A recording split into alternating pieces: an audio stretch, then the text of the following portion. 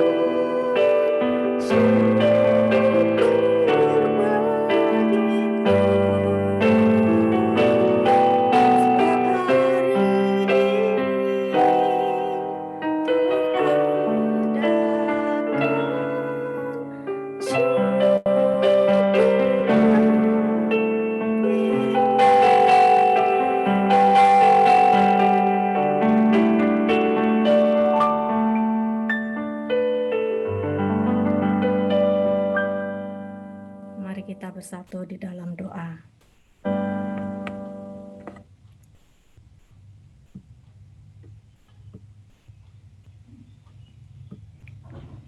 Kami bersyukur Tuhan untuk pagi hari ini, di mana pagi ini kami boleh merasakan kasih Tuhan, pernyataan Tuhan di dalam kehidupan kami. Terima kasih untuk kesempatan di mana kami boleh beribadah bersama-sama, persekutuan doa pagi hari ini. Kami boleh berkumpul bersama-sama dengan rekan-rekan seiman. Dan biarlah Engkau memimpin persekutuan doa pagi hari ini, supaya boleh berjalan dengan baik dan lancar. Lagu yang barusan kami naikkan menjadi salah satu ungkapan rasa syukur kami kepadamu Tuhan. Engkau sudah memelihara kami, menyertai hidup kami, sehingga kami boleh bangun dengan kesehatan yang baik. Terima kasih untuk hari ini.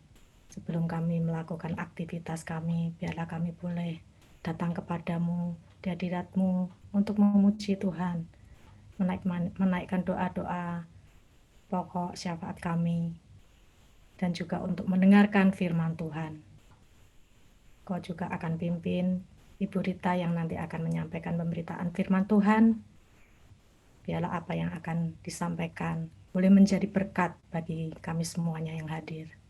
Kami menyerahkan ibadah persekutuan doa pagi hari ini ke dalam tangan-Mu.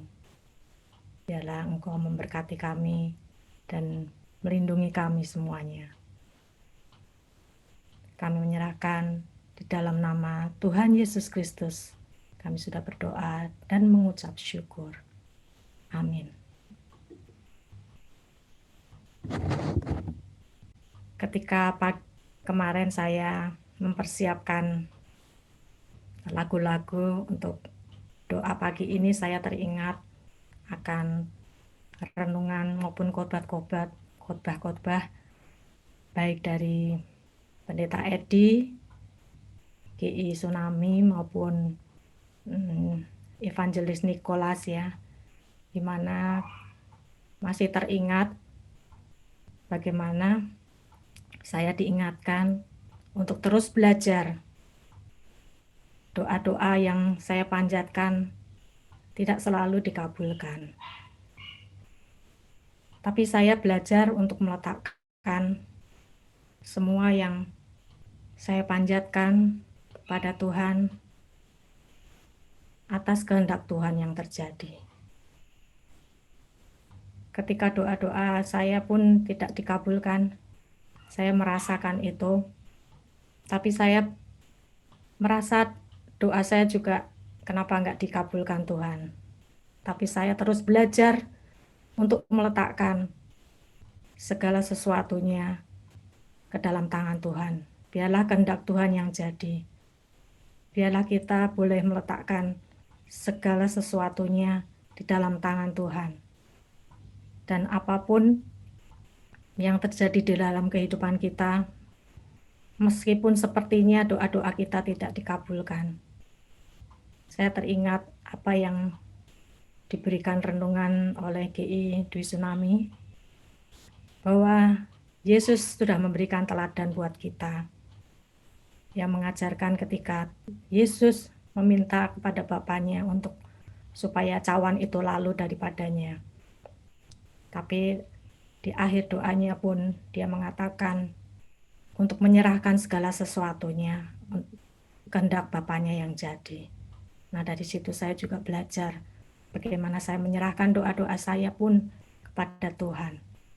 Dan biarlah apa yang terjadi, saya yakin Tuhan yang luar biasa akan memberikan kekuatan dan jalan keluar di setiap kehidupan, dan kita menjalaninya sesuai dengan kehendak Tuhan. Mari kita sebelum mendengarkan pemberitaan firman Tuhan yang nanti akan disampaikan oleh Ibu Rita, mari kita menaikkan satu pujian kembali, Ku Tak Akan Menyerah.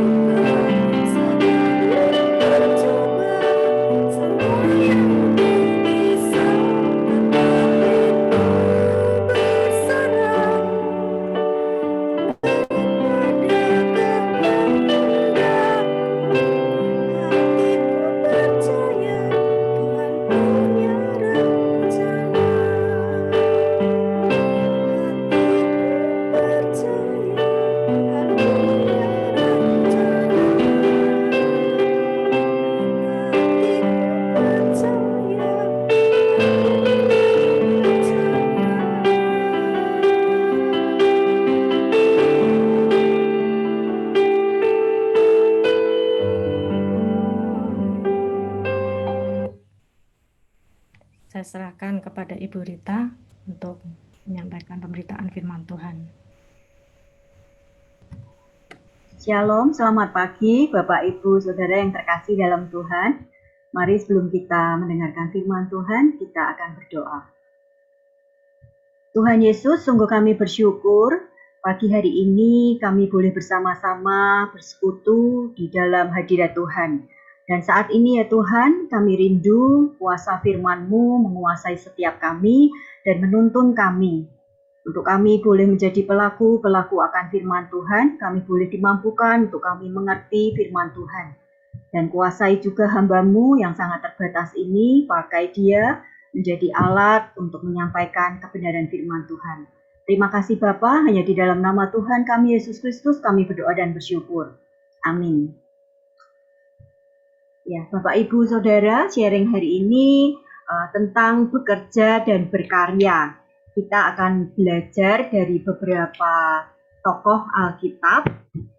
Yang pertama, kita akan belajar dari Adam dan Hawa. Kita akan membaca Kejadian 2 ayat 15, ayat 19 dan 20. Mohon kesediaan Oma Dani untuk membacakan ayat ini. Kejadian 2 ayat 15, 19 dan 20. Kejadian 2 ayat 15. Tuhan Allah mengambil manusia itu dan menempatkannya dalam Taman Eden untuk mengusahakan dan memelihara taman itu. Ayat 19. Lalu Tuhan Allah membentuk dari tanah segala binatang hutan dan segala burung di udara. Dibawanya lah semuanya kepada manusia itu untuk melihat bagaimana ia menamainya dan seperti nama yang diberikan manusia itu kepada tiap-tiap makhluk yang hidup, demikianlah nanti nama makhluk itu.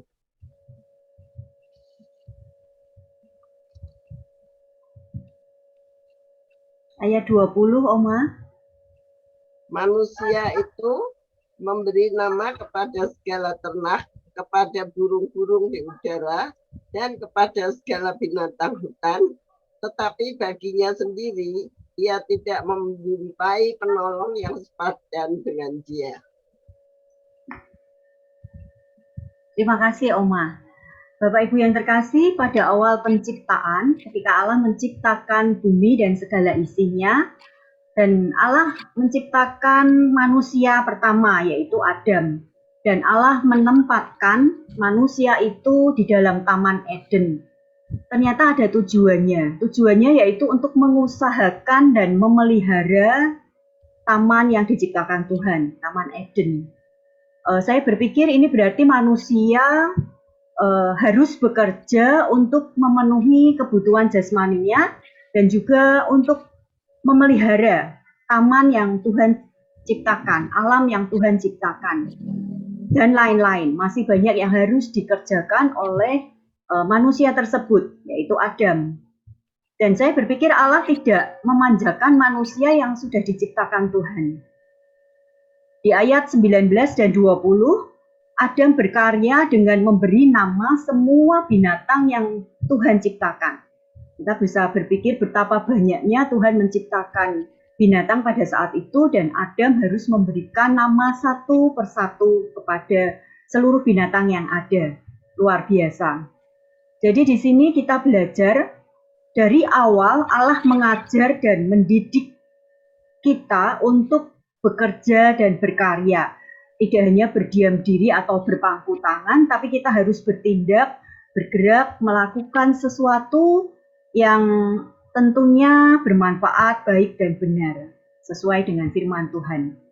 Kita akan belajar yang kedua dari seorang Yusuf. Kita akan kembali membaca Kejadian 39 ayat 2 sampai 5. Kembali Oma Dani akan membantu kita untuk membacakan ayat ini.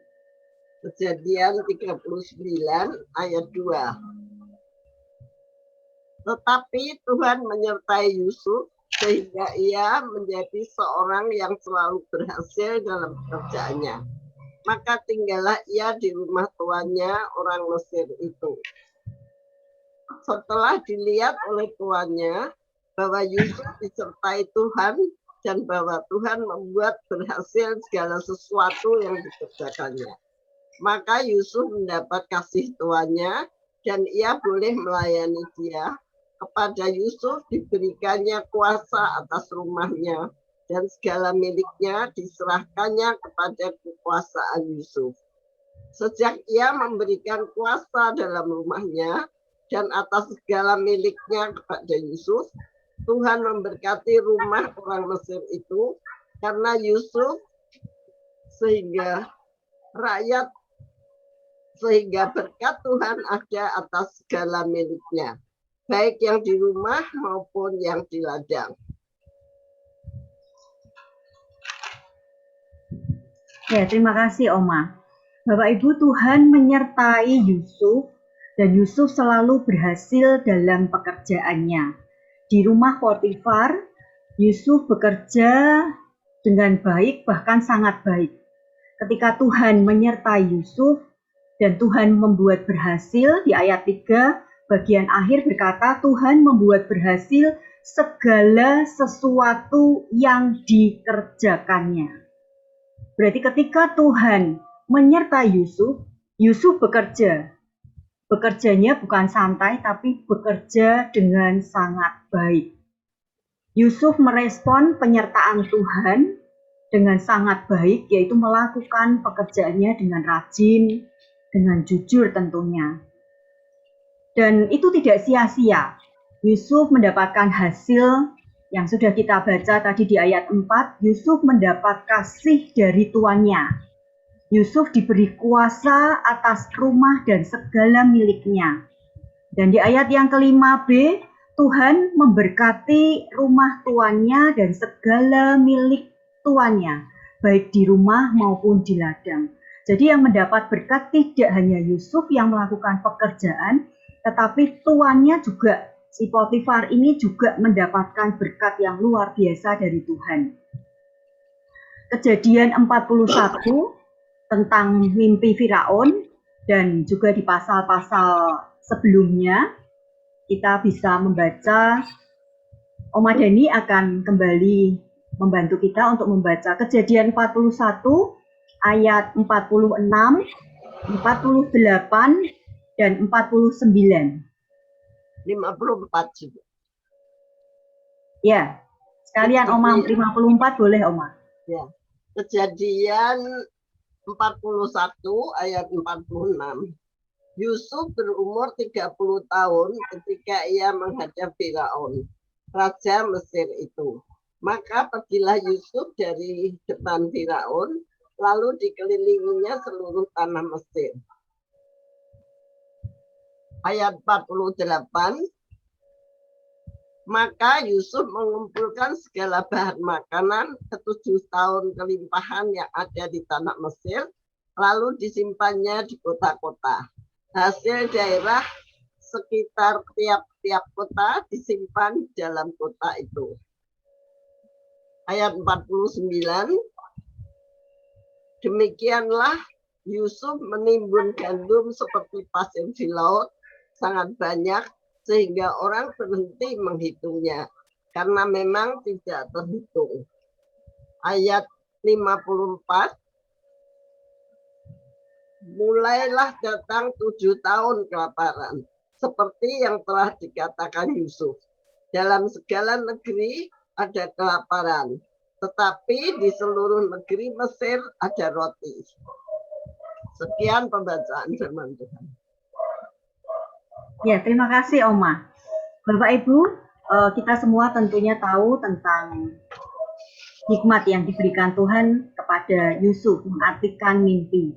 Dan ketika Yusuf diberi hikmat oleh Tuhan, kelebihan, talenta untuk dapat mengartikan mimpi tersebut, Yusuf melakukannya dengan sangat baik. Dia mengartikan mimpi tersebut dengan jujur, dengan benar sesuai apa yang Tuhan katakan kepada dia. Jadi tidak ada yang diselewengkan. Apa yang dikatakan Tuhan itulah yang dikatakan Yusuf kepada Firaun, kepada juru roti, juru minum, dan yang lain. Yusuf diberi kuasa oleh Firaun. Di ayat ke-46 yang tadi sudah dibaca, pergilah Yusuf mengelilingi Mesir. Jadi ketika Yusuf diberikan kuasa oleh Firaun, Yusuf langsung kalau zaman sekarang ngomongnya gercep, gerak cepat. Jadi dia tidak berpikir, wah masih lama, masih 7 tahun. Wah masih sangat lama itu 7 tahun. Udah nanti kerjanya besok-besok aja. Enggak, Yusuf tidak melakukan itu. Tapi Yusuf langsung bekerja, dia langsung mengelilingi Mesir. Dan di ayat 48, Yusuf mengumpulkan segala bahan makanan, menyimpannya. Dan di ayat 49, menimbun gandum sampai tidak terhitung banyaknya.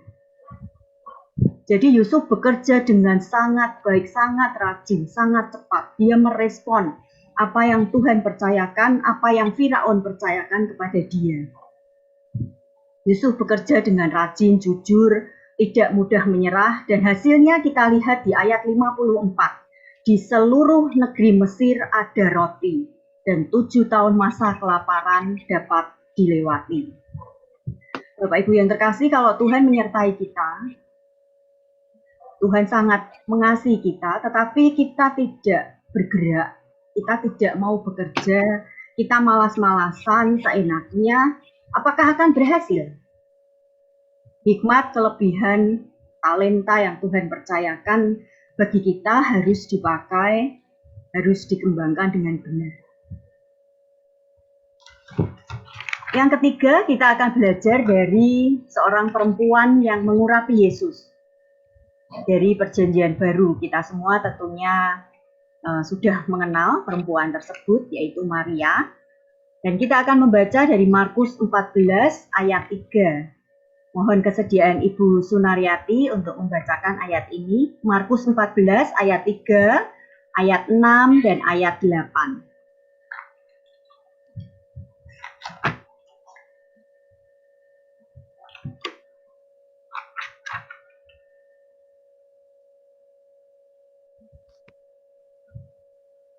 Yesus diurapi. Ketika Yesus berada di Betania, di rumah Simon si Kusta, dan sedang duduk makan, datanglah seorang perempuan membawa suatu buli-buli pualam berisi minyak narwastu murni yang mahal harganya. Setelah dipecahkan leher buli-buli itu, dicurahkannya minyak itu ke atas kepala Yesus. Ayat 6, ketika Yesus berkata, biarlah dia, mengapa kamu menyusahkan dia? Ia telah melakukan suatu perbuatan yang baik padaku. Untuk ayat 8, ia telah melakukan apa yang dapat dilakukannya. Tubuhku telah diminyakinya sebagai persiapan untuk penguburanku.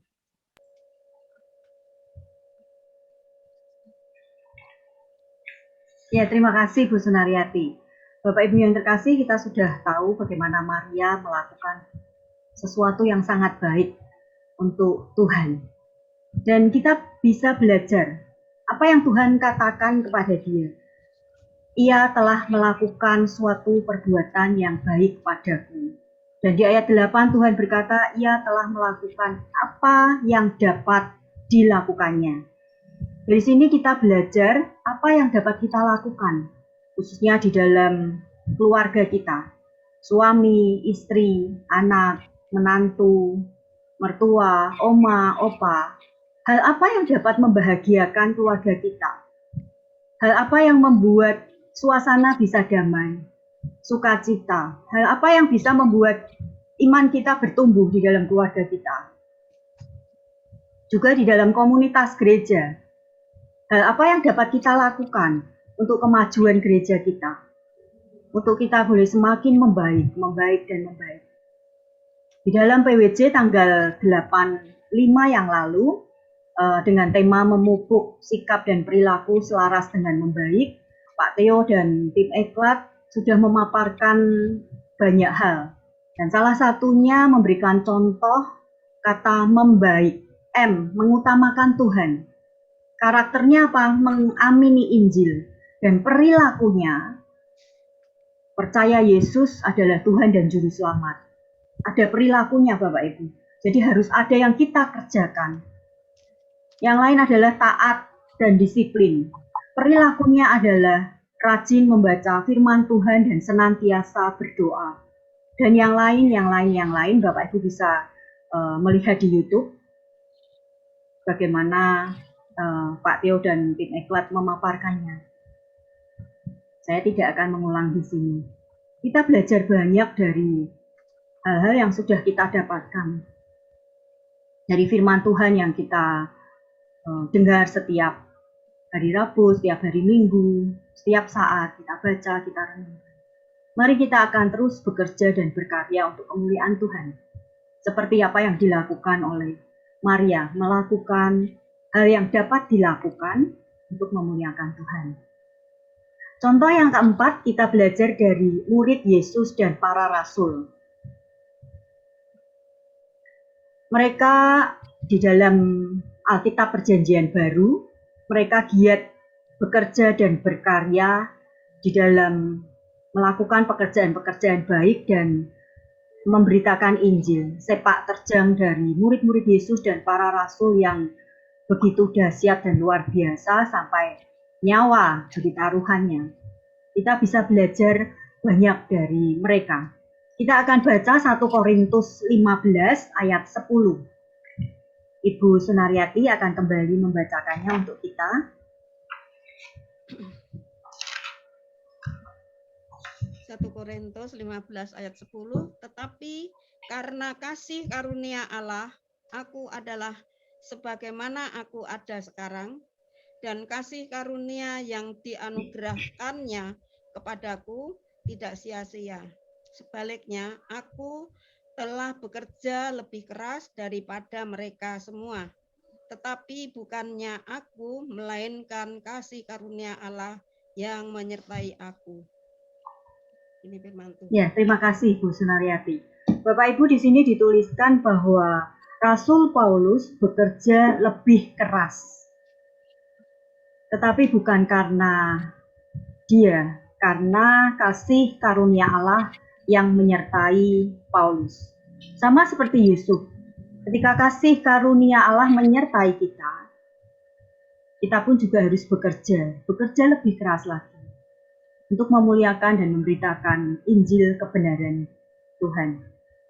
Kita akan kembali membaca Yohanes 6 ayat 27. Yohanes 6 ayat 27 dan Bu Sumaryati akan kembali menolong kita untuk membaca firman Tuhan ini. Yohanes 6 ayat 27, bekerjalah bukan untuk makanan yang akan dapat binasa, melainkan untuk makanan yang bertahan sampai kepada hidup yang kekal, yang akan diberikan anak manusia kepadamu, sebab dialah yang disahkan oleh Bapa Allah dengan meterainya. Ya, terima kasih Bu Sunaryati. Ya, Bapak Ibu bekerja untuk hidup yang kekal. Itulah yang Tuhan perintahkan kepada kita. Kita harus melakukan pekerjaan-pekerjaan dan Tuhanlah roti hidup.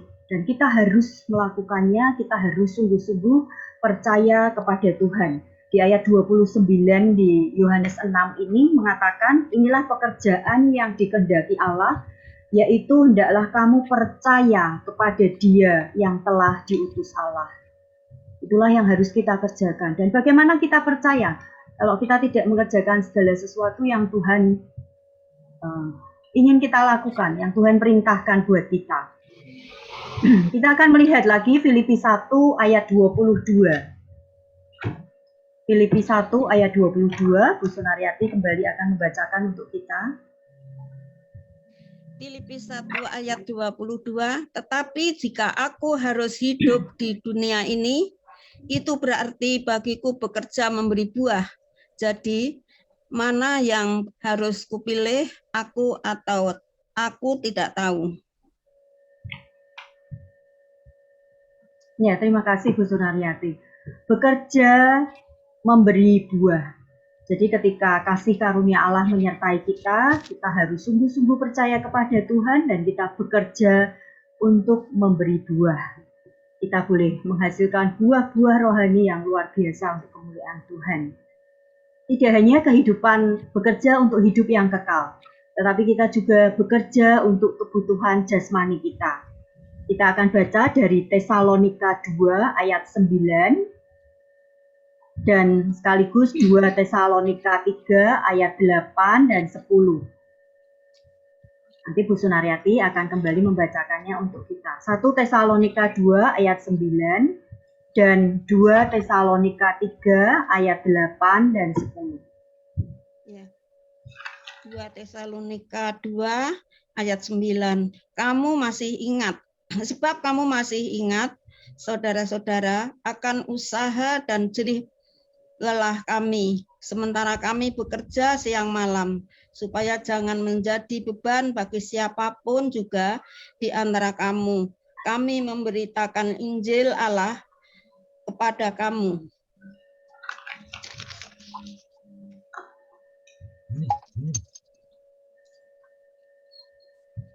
Tesal 1 Tesalonika 3 ayat 8.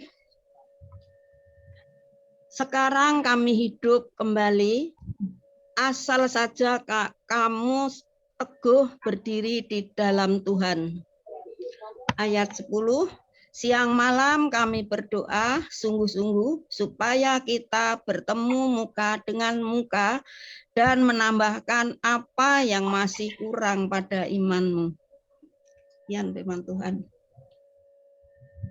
Ya, terima kasih Bu Sunaryati. Tadi yang kedua ayatnya 2 Tesalonika 3 ayat 8 dan 10.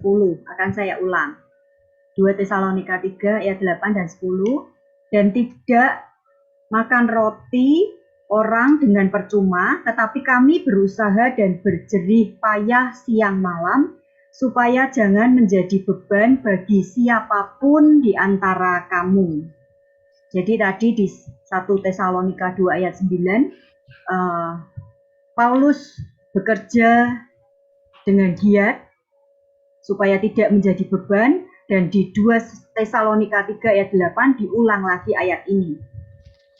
Berjerih payah supaya tidak menjadi beban bagi siapapun. Dan di ayat 10 yang bagian yang terakhir, jika seorang tidak mau bekerja, janganlah ia makan.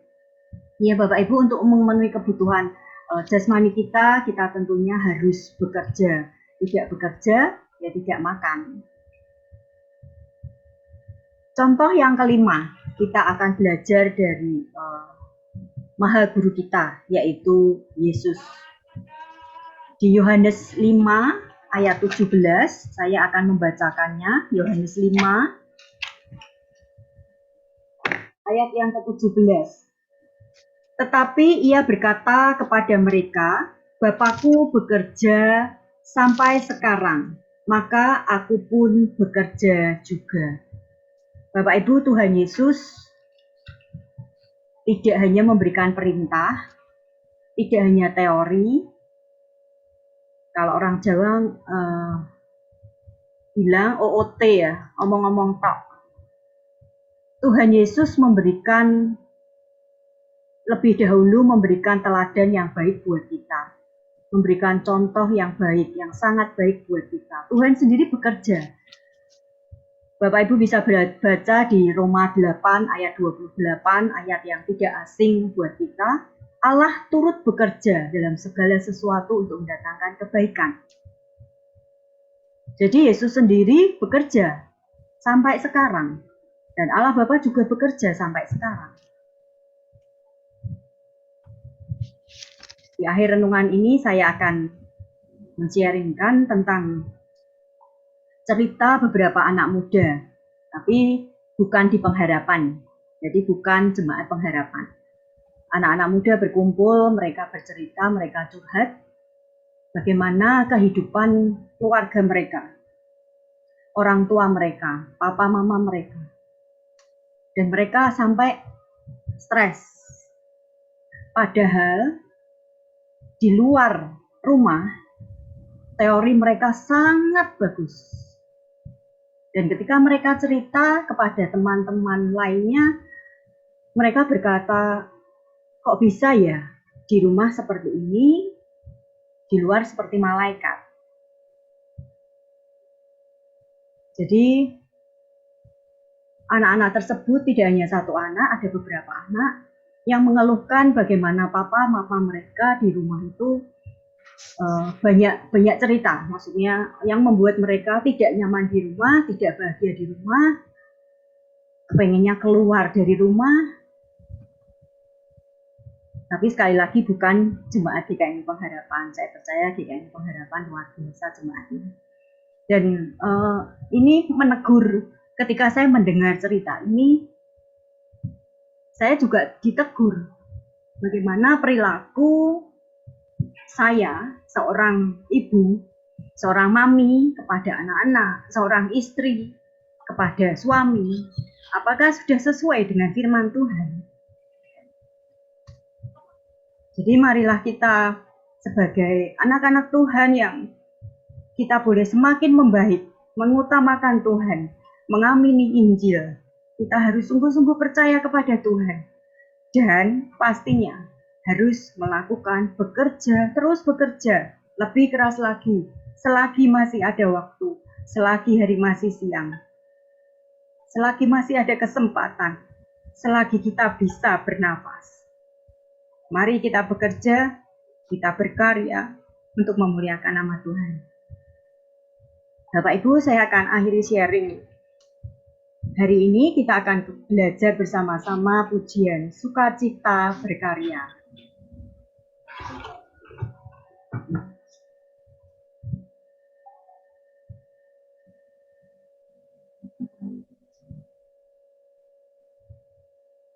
Ya, bisa tampilin slide-nya? Oke, iya. Ya, kita akan belajar bersama-sama pujian ini, Sukacita Berkarya.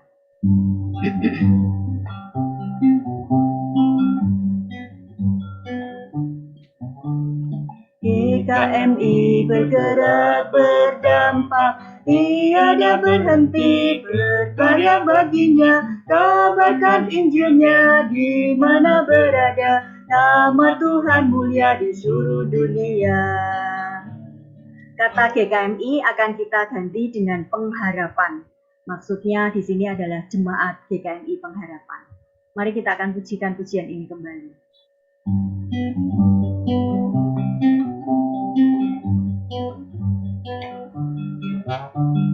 Pengharapan bergerak berdampak, tiada berhenti berkarya baginya, kabarkan Injilnya di mana berada, nama Tuhan mulia di seluruh dunia.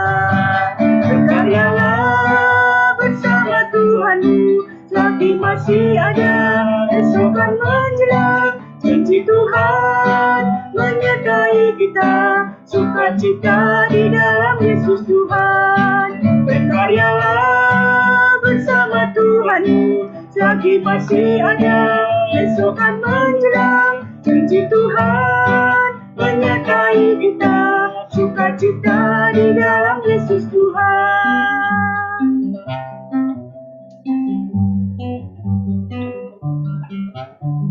Amin. Saya kembalikan kepada Diaken Julian.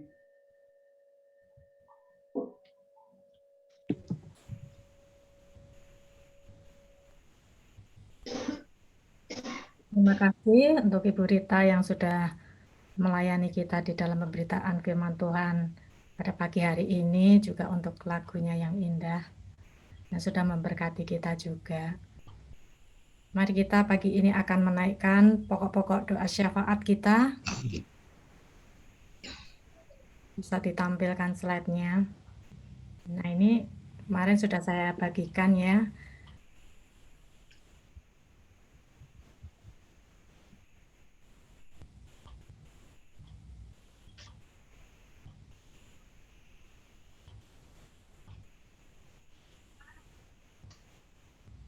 Ya, lanjut. Bagi ibu bapak atau saudara-saudari yang mungkin terlewatkan, bisa mengambil salah satu pokok-pokok doa yang ada di layar.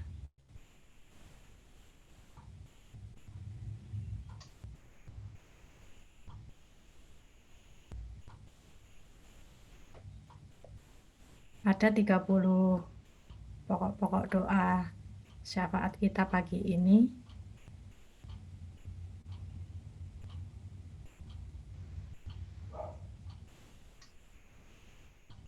Nanti kita akan doakan bersama-sama.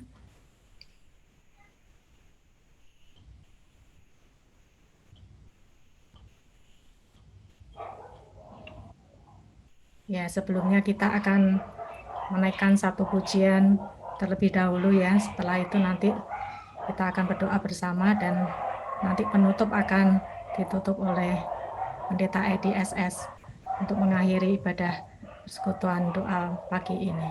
Mari kita menyanyikan satu lagu, Ya Tuhan Tiap Jam.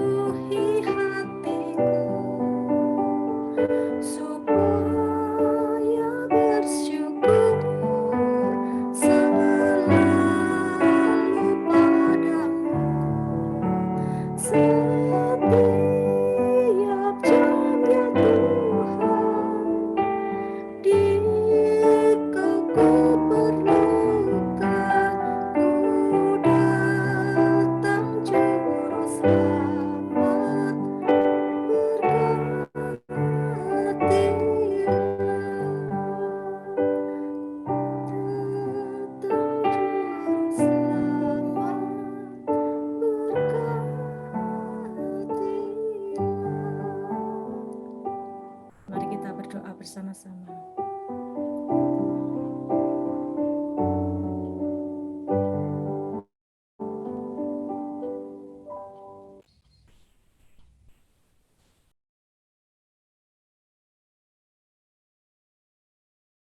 Pagi hari ini kami juga berdoa untuk seluruh jemaat di kami pengharapan dimanapun mereka berada, apapun yang dikerjakan mereka. Tuhan yang memberkati, Tuhan melindungi. Terima kasih ya Tuhan. Di dalam nama-Mu Yesus Kristus Allah kami yang hidup, kami berdoa. Amin. Kita pujikan Bapa, terima kasih. Bapa,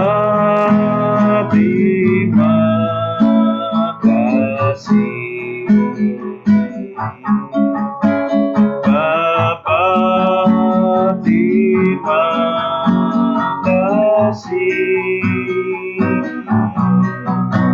Bapa di dalam surga,